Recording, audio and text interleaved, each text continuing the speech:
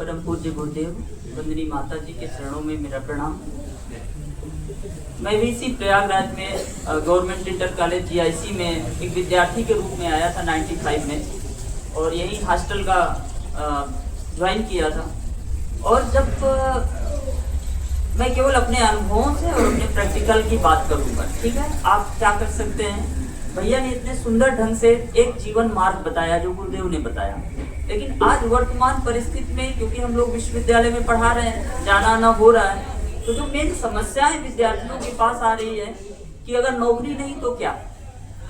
कोई विश्वविद्यालय भी जवाब नहीं दे पा रहा, गवर्नमेंट भी जवाब नहीं दे पा रही, कोई संस्था भी जवाब नहीं दे पा रही। घर वाले बिल्कुल असहाय हैं, क्योंकि 16-16, 17-17 साल तक पढ़ाते हैं, उसके बाद फिर कोई रास्ता बचता नहीं है। तो गांव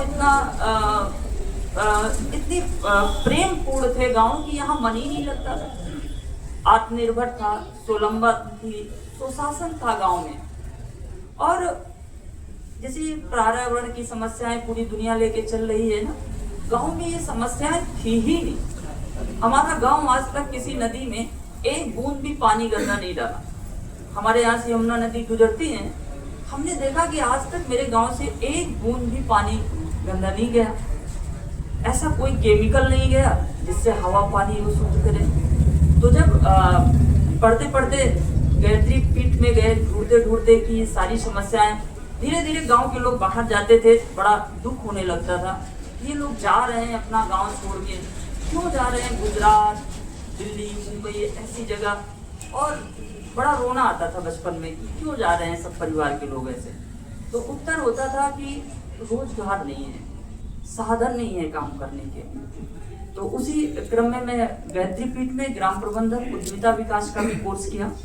और जैसे एक छात्र जीवन में जब सफलताएं नहीं मिलती, सही रास्ता नहीं मिलता, तो गलत रास्ते बनते हैं, और वो फिर एक गरीबी के दुष्चक्र की तरह आपको नशे में ले जाते हैं, डिप्रेशन में ले जाते हैं, तनाव में। तो उसी क्रम में एक योग का परिचय होता है। और इलाहाबाद में पढ़ते पढ़ते योग का कोई ऐसा था नहीं, तो ऋषिकेश में रह के हमने मास्टर डिग्री किया। और योग का जो लक्ष्य पता चला कि योग एक तरीके से हमें, जैसे हमारा पूरा अस्तित्व है, हम दिखाई दे रहे हैं, हमारा शरीर है, फिर हमारी श्वास है, मन है, फिर बुद्धि है, चित्त है, अहंकार, ये सब हमारे अंदर है। हम यहाँ बैठे हैं, हमारा मन कहीं और चला जाता है, बुद्धि कहीं और निर्णय। तो शरीर तो साफ कर लेते हैं, लेकिन पूरा अस्तित्व कैसे साफ करें। मतलब मान लो किसी के प्रति हमारी नफरत हो गई, अब बार बार आ रही है, अब वो कैसे साफ करो भाई। अहंकार आ रहा है, कैसे पिघलाएं। कोई ऐसे पत्थर तो है नहीं कि उसको तोड़ के पिघला दे, तो कैसे। तो योग का ये जो आज का नहीं, जैसे दर्शन, दुनिया का दर्शन है, कोई कहता है कि मेरा धर्म सबसे अच्छा है और जो उसमें नहीं है खराब है। लेकिन भैया ने जैसे बताया अभी, वसुधैव कुटुंबकम, पूरा विश्व मेरा परिवार है। ये कहाँ से आया, ये दर्शन कहाँ से आई, ये दृष्टि कहाँ से आई। सर्वे भवन्तु सुखिनः सर्वे सन्तु निरामया, ये कैसे कहते हैं कि सभी सुखी हो। दुनिया के और देश तो नहीं कहते। तो योग में ये पता चला कि हम बहुत कोष से मिलके बने हैं। जैसे हम सब लोग दिखाई दे रहे हैं अलग अलग रूप रंग से, तो ये अन्नमय कोष है कि सबकी आंखें अलग हैं, चेहरे अलग हैं सब। फिर इसके अंदर प्राणमय कोष है, 72,000 नस नाड़ियां हैं, 5 प्रकार के प्राण, 5 प्राण। अब उनको कैसे पुष्ट करें। मान लो यहाँ का प्राण ठीक से काम नहीं कर रहा, तो आपकी पाचन की समस्याएं हो जाएंगी। ये प्राणमय कोष है, यहाँ ठीक नहीं कर रहा तो आपके हृदय की समस्याएं हो जाती हैं, और यहाँ का अगर नहीं सही कर रहा तो मस्तिष्क समस्या। तो योग जानते हैं क्या करता है, हमें एक लयबद्ध करता है। और योग क्या करता है, कहते हैं योगस्य चित्त वृत्ति निरोधा, चित्त की वृत्तियों का निरोध करता है। कैसे, पानी अगर गंगा जी का हिल रहा है, हम सब अपना चेहरा देखेंगे तो कैसे दिखाई देगा, कभी लंबा, कभी मोटा, कभी पतला, ऐसे ही दिखाई देगा ना। कभी ये नहीं दिखाई देगा मेरा स्वरूप क्या है। तो हम लोग अपने गुरुदेव से पूछते थे कि योग करने से क्या होगा। उन्होंने कहा तदा दृष्टे स्वरूपे अवस्था, तब हम अपने स्वरूप में स्थित होंगे। स्वरूप में मतलब जो मैं हूँ। तो क्या है, ये शरीर तो निरंतर बदल रहा है, तो ये सत्य नहीं है। विचार भी हम लोगों के, अभी भैया को सुने दूसरे विचार हो गए, अभी गुरु जी को सुनेंगे तीसरे विचार हो जाएंगे हमारे। तो विचार भी निरंतर बदल रहे हैं। बचपन के अलग थे, आज अलग हैं, कल और हो जाएंगे। और भावनाएं, ठंडी में दूसरी भावनाएं हो जाती हैं, गर्मी में दूसरी भावनाएं हो जाती है। जब मौसम बहुत अच्छा होता है तो हमको सुख दुख के सारे अनुभव होते हैं। तो ये सब चीजें बदल रही है, तो कुछ तो ऐसा है जो नहीं बदलता। तो वही मैं, जिस आत्म चेतना की भैया ने बात किया, ये कैसे होता है? तो भारत में कोई ऐसी चीज कही नहीं गई थी कि नहीं हो।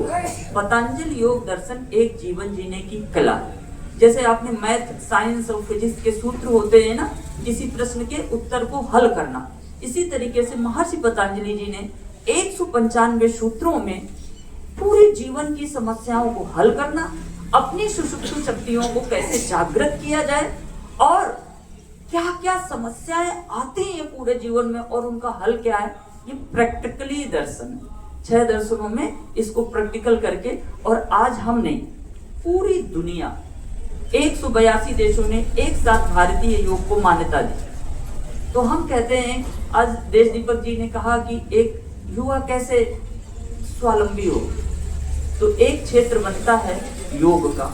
तो मैं ये कहता हूँ, अगर आप शक्तिशाली नहीं हैं तो आप दूसरे के जीवन में कुछ कार्य नहीं कर सकते हैं क्या? अगर कमजोर व्यक्ति है, शरीर से नहीं मन से कमजोर है, बौद्धिक रूप से कमजोर है, सामाजिक रूप से कमजोर है, तो क्या आप दूसरे का भला कर सकते हैं क्या? नहीं। तो योग को अपने जीवन में अपना के, और वो आपका केवल एक शारीरिक फायदा नहीं करेगा, शारीरिक, मानसिक, सामाजिक और आध्यात्मिक जो एक सर्वांगीण विकास की प्रक्रिया बताई गई है स्वास्थ्य की, वो चारों क्षेत्रों में काम करता है और तुरंत से काम करता है। कैसे काम करता है? तुरंत से शुरू करता है। तो एक विद्यार्थी के जीवन में अभी नहीं, ये गुरुकुल परंपरा की जो शिक्षा थी, उपनयन संस्कार होता था, और वहां गुरु क्या सिखाते थे? गायत्री मंत्र सिखाते थे, जो गुरु जी पुणे लेके आए उसको ये सिखाया ही जाता था। सूर्य नमस्कार सिखाया जाता था, जिससे हमारा पूरा अस्तित्व लयबद्ध हो, हिला डुला नहीं हो। नाड़ी शोधन प्राणायाम सिखाया जाता था, जिससे पूरी नाड़ियां, 72,000 नाड़ियां शुद्ध हो। एक नाली गंदी हो जाती तो क्या होता है? कीड़े मकोड़े आ जाते हैं। नाली को कितना भी धुल दो, काई फिर लग जाती है उसमें, तो उसको कैसे, कोई ब्रश तो है नहीं कि साफ कर दो। तो प्राणायाम की विधियों के माध्यम से हम उसको साफ करते हैं। लेकिन मित्रों, बात भाइयों और गुरुओं, जो मैंने अभी अनुभव किया, मैं भी एक गौशाला गया था यहाँ पे, और गायत्री परिवार में रहते रहते मुझे एक चीज पता चली।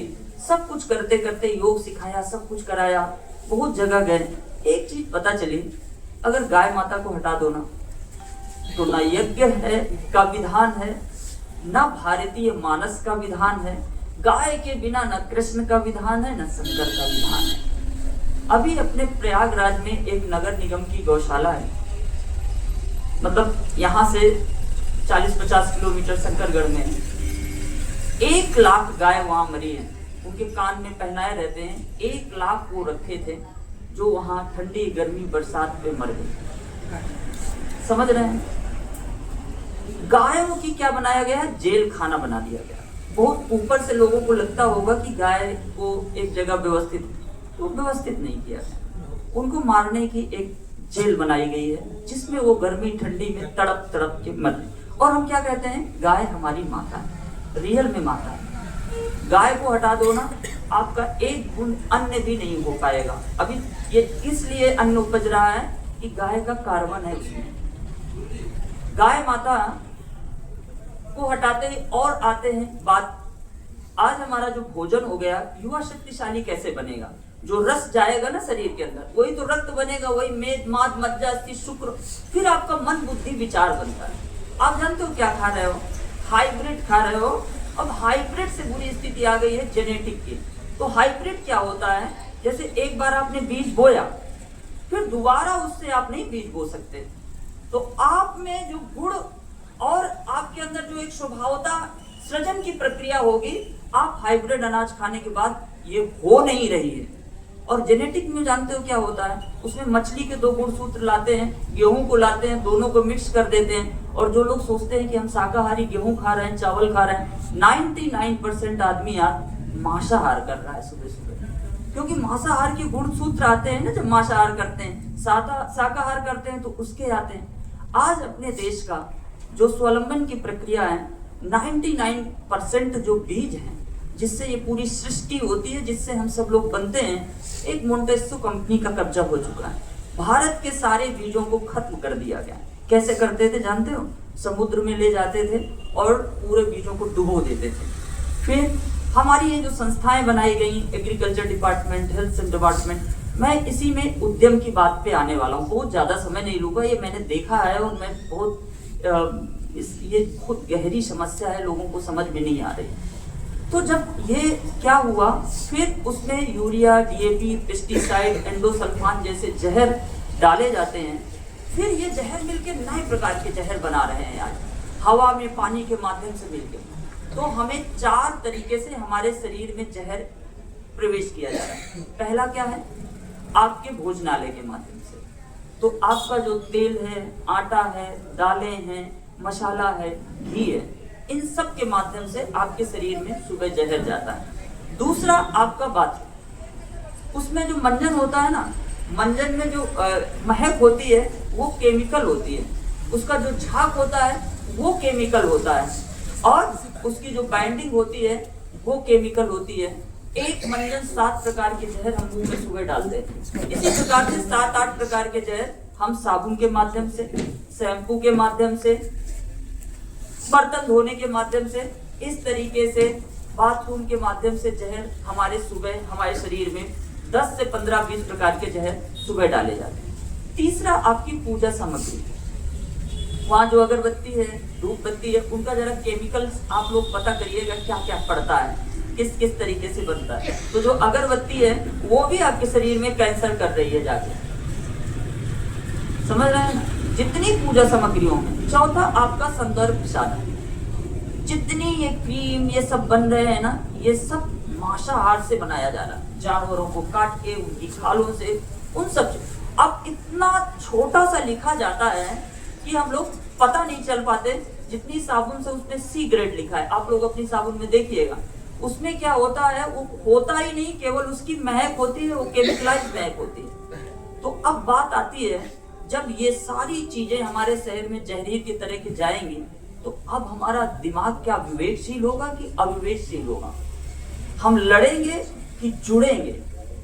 तो भाइयों देखो, ये समस्याएं हैं और ये हम सब लोग भुगत रहे हैं और बहुत तगड़े से भुगतने की तैयारी में, और ये हो के रहेगा, क्योंकि इतना केमिकल आज खेतों में आ रहा है, गाय को बिल्कुल काटा जा रहा है। तो इसका उपाय क्या है जानते हो? आप सब लोग युवा हो, अभी बहुत लोगों को पद्मश्री दिया गया है। उसमें सबसे एक एग्रीकल्चर में काम करने वाले सुभाष पालेकर जी हैं, जिनको कृषि का पद्मश्री दिया गया, और शायद पहली बार कृषि के लिए स्वतंत्र भारत में राज्यसभा और लोकसभा का संयुक्त अधिवेशन हुआ था। उसमें पालेकर जी बोले थे, एक गाय से 40 एकड़ खेती होती है। कितनी? एक गाय से 40 एकड़, बिना खाद, बिना कीटनाशक, बिना विदेशी बीजों के, केवल एक बुड्ढी सी गाय हो खेती होती है। तो आज उद्योग के क्षेत्र में जानते हैं, ये जो बीज बनाने वाली कंपनी है, ये खरबपति है। जो यूरिया डीएपी वाली कंपनी है, ये खरबपति है। समझ रहे हैं? ये मंजन बनाने वाली, ये शैम्पू बनाए, ये सब खरबपति कंपनी। कहाँ से? स्वतंत्र का मतलब क्या था, जिसे गुरुदेव ने देखा होगा, सोचा होगा, जब अपना पूरा जीवन आहूत किया, ये सब ने किया। स्वतंत्र का मतलब था अपना तंत्र, अपना तंत्र। कहते थे ना, विश्वम पुष्टम ग्रामे आसी, पूरा विश्व को पुष्ट करने की शक्ति किसमें थी? ग्राम में थी। ग्राम में वो शक्ति थी जो पूरा विश्व खाता पीता और पुष्ट होता था। शहर कैसे चलते हैं? गांव से। अनाज कहाँ से आता है सारा? अगर अनाज गांव बंद कर दे तो कहाँ से आएगा? तो कैसे करें हम सब? तो एक गाय से 40 बीघा खेती हो सकती है। बहुत आदर्श मॉडल आज ये बातों में नहीं है। देखो, एक ज्ञान होता है सप्लाई करना, एक होता है अप्लाई करना। भारतीय एजुकेशन पद्धति में ज्ञान सप्लाई हो रहा है, अप्लाई नहीं होता। भारत में जितना भी गुरुदेव ने जो शिक्षा दिया, स्वयं अप्लाई किए हैं, फिर सप्लाई किए। उससे क्या होता है? परिवर्तन होता है। ज्ञान को सप्लाई कर रहे हैं विश्वविद्यालयों की, चाहे जो भी विश्वविद्यालय हो, अगल बगल एक गांव में भी परिवर्तन नहीं किया आज तक। नौकरी न लगे तो एक आदमी को भी उद्यम देने की शक्ति किसी विश्वविद्यालय में, किसी एग्रीकल्चर संस्थान में, किसी उसमें नहीं रह गई। तो मित्रों देखो भाई दोस्तों, आप युवा हैं, आज भारत में ये सब कैरियर खड़े हो रहे हैं। देसी बीज बैंक बना सकते हैं, अपनी खाद कीटनाशक कर सकते हैं, और कृषि से बड़ा उद्यम दुनिया में है ही नहीं। आप किसी भी फैक्ट्री में डालो 100 किलो, तो क्या 101 किलो निकलेगा क्या? आप किसी भी खेत में 100 किलो डालो, क्या 99 किलो निकलेगा क्या? 20-40 गुना निकलता है। लेकिन ऐसा दिखाया गया पूरी एजुकेशन पद्धति में कि गांव खराब, कृषि खराब। हम भी अपने गांव में पिताजी लोगों से यही सुनते, गांव खराब कृषि खराब, गांव खराब कृषि खराब। सारी कंपनियां कहां चली गई? गांव में। और सारा कहां बिक रहा है? गांव में बिक रहा है। और सारा पैसा गांव का कहां? गांव का खून निकाला जा रहा है। कहते हैं कि क्रांति हुई, हरित क्रांति, क्रांति नहीं विनाश हुआ। कहते हैं श्वेत क्रांति हुई, कुरियन जी को वो दे दो। अरे जिस गांव का खून निकाल लोगे, ब्लड निकाल लोगे, उस गांव से विवेक क्यों उम्मीद करोगे? जिस गांव का दूध निकल जाएगा बाहर, तो क्या आया? पुड़िया आ गई, गुटखा आ गया, तंबाकू आ गया, सिगरेट आ गया। तो ऐसा हमारे दिमाग की रचना कर दी गई है, जो विनाश है उसको हमने विकास समझ लिया, और जो विकास है उसको हमने विनाश समझ लिया। तो ये जो दुग्ध क्रांति हुई, ये दुग्ध क्रांति नहीं थी, भारत की नस नाड़ियों से खून को निकालना था। आज युवा का खून निकला, शक्ति गई। कृष्ण भगवान क्यों मटकी फोड़ दे रहे थे? क्रांतिकारी थे कि गांव का दही बाहर नहीं जाएगा। उन्होंने नागनाथ को क्यों नागा कि गांव का कब्जा किसी पानी में किसी बहुराष्ट्रीय कंपनी का कब्जा नहीं होगा। ये नागनाथ बहुराष्ट्रीय कंपनियां हैं, मल्टीनेशनल कंपनियां, जो सब कुछ यहाँ से लेके हड़पते हुए चले जा रहे हैं, गांव के गांव, शहर के शहर, प्रकृति, पेड़ पौधे, सब जंगलों को काटते। ये वही काले नाग है, समझ रहे? कृष्ण भगवान ने नाथ दिया था उसको, समझ रहे हैं ना? तो ये गांव पे ही रोजगार है, गांव पे ही उद्यम है। और आपको एक छोटी सी चिकित्सा, आप MBBS डॉक्टर नहीं बने कोई बात नहीं, आज पंचकर्मा सीख के 6 महीने में आप अपने गांव का इलाज कर सकते हैं। आप नेचुरोपैथी की छोटे छोटे कोर्सेज 5-6 महीना के करके अपना इलाज, और सबसे अच्छी पंचगव्य चिकित्सा, इसको लोक आयुर्वेद कहते हैं, जो हमारे गांव गांव में थी कि गाय का गौमूत्र ले लेना है, गाय के गोबर का रस निकाल दो, निर्कुंडी की पत्ती ले आओ, कौड़ा की पत्ती, मदार की पत्ती, थोड़ा कपूर डाल दो, दर्द के जितने भी जोड़ है जरा लगा के देख लो, शाम तक पूरा दर्द ही गायब हो जाएगा। दिमाग की, तुम्हारी ब्रेन की नस नाड़ियां बंद है, तुम्हारे ब्रेन में, हमारे ब्रेन में घृत के सिवा कोई चीज नहीं जा सकती, न दवाई जा सकती है, न पानी जा सकता है। पंचगव्य घृत बना के 2-2 बूंद नाक में डालो, पूरा सुबह ब्रेन ऐसे खुला मिलेगा। तो जब तक हम लोग अपनी जो भारतीय उद्योग हैं उन पे अगर दृष्टिपात नहीं करें, और आज अपने देश में भाइयों 2-2, 3-3 महीना की ट्रेनिंग के बाद, गायत्री परिवार में भी मैंने ग्राम प्रबंधन में रह के ऐसे 20 ट्रेनिंग चलती हैं, जिनके माध्यम से देखो दुनिया में हम कहते हैं अमेरिका ब्रिटेन आगे, लेकिन आप जानते हैं उनका स्किल रेट क्या है?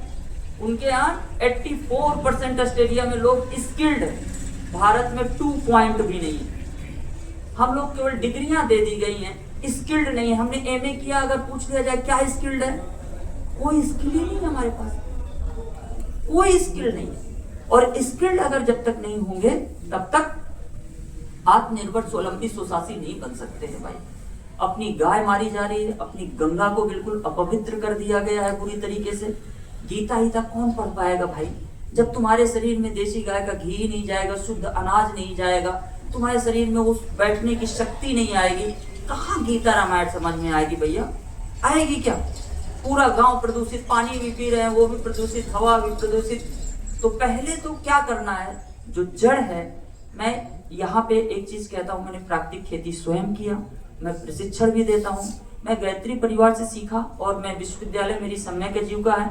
उसके बाद मैं अपनी प्राकृतिक खेती करता हूँ। पंचगव्य की औषधियां भी बनाना, भाई क्या जरूरत है, साबुन कोई रॉकेट साइंस है क्या यार? 5-6 चीजों को मिला के अपनी साबुन बनाएंगे, 5-6 चीजों को मिला के अपनी शैम्पू बनाएंगे, 5-6 चीजों को मिला के अपनी गोनाइल बना देंगे, सर्फ को साफ करने ऐसे बना। ये कोई रॉकेट साइंस तो नहीं है कि हमको नासा और यहाँ पे जाके IIM में जाके सीखने की जरूरत है। तो मैं देश दीपक जी मेरे बहुत करीब है, और गायत्री परिवार जी का मेरे पास आशीर्वाद रहा जो मैं सीखा। और उत्तर प्रदेश के ऐसे 40-45 जनपदों में मैं जाके गांव-गांव में युवाओं को मैं ये सारी ट्रेनिंग्स देता हूँ। इसमें प्राकृतिक खेती ट्रेनिंग, एक योग प्रशिक्षक आप कैसे बन सके, योग प्रशिक्षक बन के आप तुरंत अपना रोजगार क्रिएट कर सकते हैं। और 8-10 दिन की ट्रेनिंग के बाद, और ये ट्रेनिंग जो होती है यहाँ बोलना नहीं होता, रोज आपको मंच दिया जाता है। क्योंकि अपने गुरुकुल में ना एक ही आचार्य होते थे, एक आचार्य होते थे, बच्चे ही पढ़ाते थे। कक्षा 2 वाले 1 वाले को पढ़ाते थे, 3 वाले 2 वालों को पढ़ाते। इसलिए गुरुकुल एजुकेशन में कोई भी बेरोजगार नहीं था, एक भी व्यक्ति बेरोजगार नहीं था। अब हम लोग इंटर तक जूता मोजा बांधे ऐसे बैठे रहते हैं, कैसे हुए? टीचर आता है, थोड़ी देर फिजिक्स का लेक्चर देता है, फिर वो उसी बोर्ड बैग में लिखा हुआ है केमिस्ट्री का चालू हो गया, केमिस्ट्री में मन लग रहा है, तुरंत हिंदी चालू हो गया। अब लड़का फील्ड में बढ़िया दौड़ के आ रहा है, जैसे घंटा लगा तो करता है अरे दाद तेरे की, ऐसे ही करके हम लोगों की तरफ देखता था। हम लोग कहते अंदर चलो, केंद्रीय पढ़ाते थे। तो जानते हो क्या, हमारे दिमाग को बचपन से अस्थिर किया गया है। कैसे किया गया? हमारा किसी चीज में मन ही न लगे तो आधा घंटा फिजिक्स चला दो, आधा घंटा केमिस्ट्री चला दो, तो जब तुम्हारा ऐसे गोल गोल 8 घंटा घूमता रहेगा और जूता मोजा कसे हुए। अरे जिस देश में यार हमारे चूल्हों में हमारी दादी लोग कभी चप्पल पहन के घर के अंदर नहीं आने देती थी, खाना तो हाथ पैर धुल के ही खाया जाता। अब विद्या क्या है? जूता मोजा पहन के पढ़ाई जा रही है। जानकारियां हैं, ज्ञान नहीं। ये हम सबको जानकारियों से भरा गया है। तो देखो, हम तो ये कुछ नहीं कहेंगे, हम ये भी नहीं कहेंगे आप में से जो भी स्किल सीखना चाहता हो। हमने इस भारत को खूब घूमा, उत्तर दक्षिण पूरब पश्चिम हर उस जगह गए, क्योंकि हमको पता था बिना ट्रेनिंग के कोई परिवर्तन नहीं होगा। समझ रहे हो? परिवर्तन होता है तो ट्रेनिंग से होता है। एक हमारे गांव का लड़का बड़ा डरपोक था, लेकिन पता चला सियाचिन में बंदूक ताले खड़ा हुआ है बॉर्डर में। क्यों? वो ट्रेनिंग पाया ना। हमको अभी बोला जाए कि मंच से बोलो, जाके बीए में कर लिए हो, अपने विषय को लोगों तक रखो। कैसे रखोगे? कई तरीके का कम्युनिकेशन होता है। एक डीएम बुलाता है, लोग नहीं आते, लेकिन बाबूजी लोग बुला देंगे, पूरा गांव इकट्ठा हो जाएगा, क्योंकि ये भारतीय कम्युनिकेशन है। हम इज्जत सम्मान से सबको बुलाते हैं। भैया आइए, आज आपके गांव में हम लोग सत्संग करेंगे, थोड़ा योग के प्रयोग करेंगे, हम अग्नि करेंगे। तो कम्युनिकेशन है। ये जितना कम्युनिकेशन सिखाया जा रहा है, ये हमारा है ही नहीं। ये जो तकनीकें सिखाई जा रही हैं, ये हमारे है ही नहीं। और आप देखो, जितने ये तंत्र बनाए गए, एग्रीकल्चर ने एग्रीकल्चर को नष्ट किया, डिपार्टमेंट ने, स्वास्थ्य विभाग ने भारत की जितनी स्वास्थ्य परक प्रक्रियाएं थी सबको नष्ट कर दिया। एजुकेशन ने भारत की पूरी गुरुकुल शिक्षा पद्धति को नष्ट, क्योंकि ये तो हमारा है ही नहीं ना यार। तो ये हमारा विकास कैसे कराएगा? ये तो 1832 का मैकाले का एक मॉडल है ना, पूरा का पूरा उनकी शिक्षा पद्धति का दिया हुआ एक मॉडल।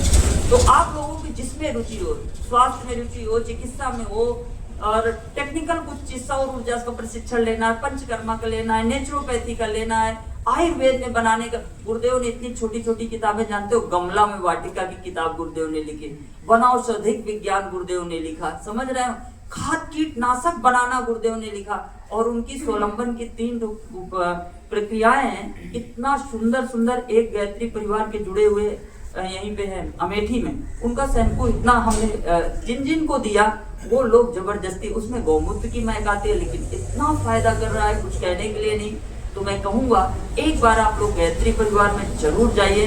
वो एक ऐसा नहीं है कि मतलब कोई विद्यालय हो, वो एक जागृत जैसे जगह है, जैसे गुरुदेव का मतलब वहाँ पल पल में अनुभव होता है, और आप कोई ना कोई एक स्किल सीखिए वहाँ पे, देखिए ना, फिर आपके अंदर इतनी शक्ति और साहस आएगा। और अगर आपको लगता है कि आप बहुत अच्छे शिक्षक बने, तो ऐसे भारत में बहुत अच्छे अच्छे गुरुकुल संस्थान भी चल रहे हैं, जहाँ पे अपने मानस के हिसाब से शिक्षा दी जा रही है, तो ऐसे शिक्षक भी बने। तो मैं तो बस इतना ही कहूँगा कि प्रैक्टिकल जीवन में प्राकृतिक खेती का लेना हो, लोक आयुर्वेद का लेना हो, मैं इस गायत्री परिवार में अपनी सेवाएं देने के लिए हमेशा तत्पर रहूँगा। और निश्चित रूप से अगर कुछ बनाया है,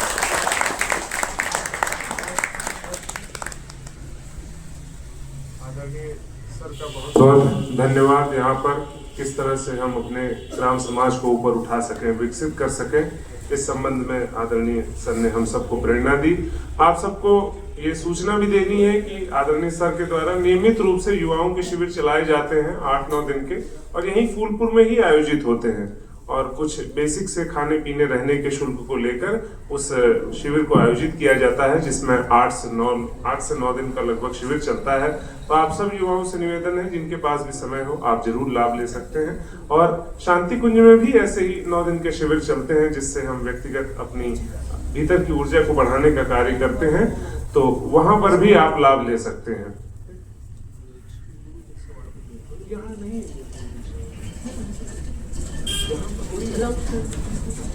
कोई गुरुदीक्षा वाले अगर यहाँ बैठे हुए हैं तो ऊपर जा सकते हैं। आइए आगे हम बाबूजी का उद्बोधन सुने। उसके पहले एक छोटा सा गीत यहाँ पर आप सबके सामने रखा जा रहा है। युवा चेतना तू हिमालय शिखर है।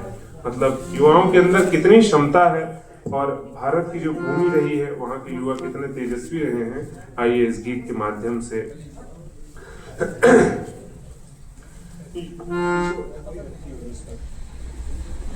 युवा वे हैं जिन्होंने क्रांति के इतिहास रच डाले। युवा वे हैं जिन्होंने शत्रु के छक्के छुड़ा डाले। युवा चेतना तो हिमालय शिखर है। युवा चेतना तो हिमालय शिखर है। युवा चेतना सिंध की ओ लहर है। युवा चेतना सिंध की तो लहर है। युवा चेतना तो हिमालय शिखर है।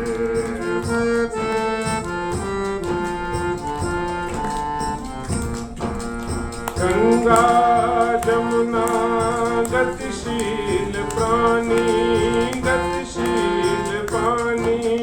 बिस्मिल भगत सिंह झांसी की रानी, झांसी की रानी।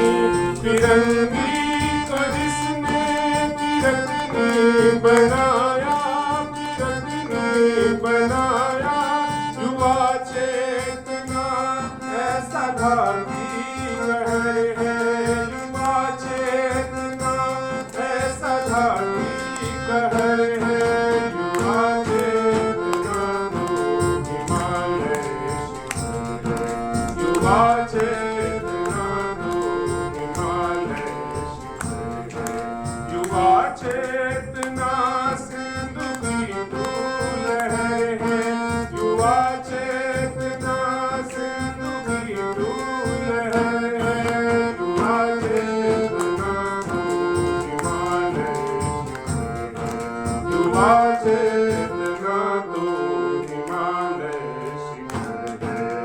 सरदार वल्लभ दयानंद गांधी, दयानंद गांधी। युवा चेतना ऐसी लाती है आंधी, ऐसी लाती है आंधी। चौहान राणा शिवा के करिश्मे, शिवा के करिश्मे। युवा चेतना की कहानी अमर है। युवा चेतना की कहानी अमर है। युवा चेतना तो हिमालय शिखर है। युवा चेतना तो हिमालय शिखर है। चेतना सिंधु की तो लहर है। युवा चेतना सिंधु की तो लहर है। युवा चेतना तो हिमालय शिखर है। युवा चेतना फिर नई क्रांति कर दो, नई क्रांति कर दो। युवा है वे मदहोश, यह भ्रांति हर दो, यह भ्रांति हर दो। बढ़ो राष्ट्र में फिर नया जोश भर दो, नया जोश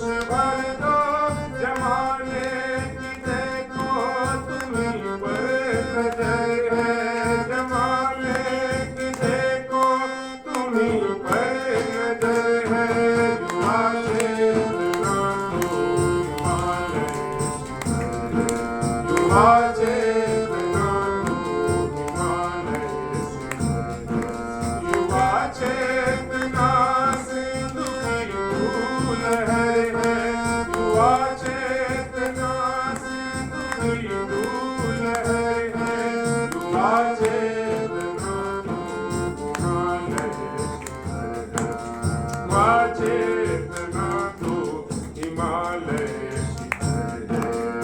ओ नौजवानों उठो नींद जागो, उठो नींद जागो, तुम राष्ट्र गौरव फिर से जगा दो, फिर से जगा दो। संकल्प जिनके हैं इतिहास रड़ते, हैं इतिहास रड़ते, उछलती हुई चेतना तू शिखर है, उछलती हुई चेतना तू प्रखर है। युवा चेतना तू हिमालय शिखर है, युवा चेतना तू हिमालय शिखर है। युवा चेतना सिंधु की तू लहर है, युवा चेतना सिंधु की तू लहर है। युवा चेतना तू हिमालय शिखर है, युवा चेतना तू हिमालय शिखर है, युवा चेतना तू हिमालय शिखर है। आइए कार्यक्रम के हम अगले चरण में चलते हैं। अब हमारे जिनका उद्बोधन होने जा रहा है, आदरणीय बाबूजी श्री अशोक कुमार जी, आप हम सब के लिए एक प्रेरणा स्रोत हैं। आपने IIT